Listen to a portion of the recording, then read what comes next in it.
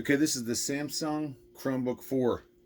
8 inches this way, 11 inches this way, 11.5-inch screen. Comes with this nice Samsung charging block and a 6-foot cable. And it charges up best when you use the cable that it came with. It's got a front camera on it. The keyboard feels real nice. It powers up quickly.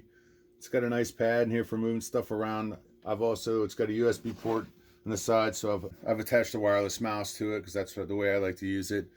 This one that I bought right before Christmas has 5 years of updates on it, so this charge is good. It'll update itself through June of 2026, which is pretty cool. The battery life is about 12 hours on it, I found, and it charges up pretty quickly.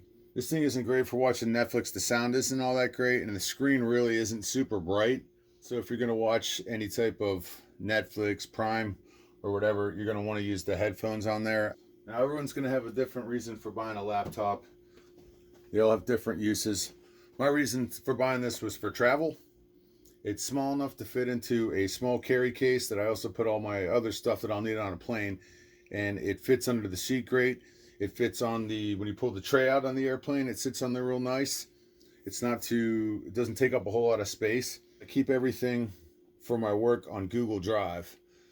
I don't always have to work on vacation, but if I do, I can just tie this into the hotel Wi-Fi, access all my files on Google Drive, and do whatever work I need to do quickly and store it. I can even put it in a hotel safe. It's reliable, it's quick, it was affordable for me. Definitely worth taking a chance on, and I'm glad I bought it.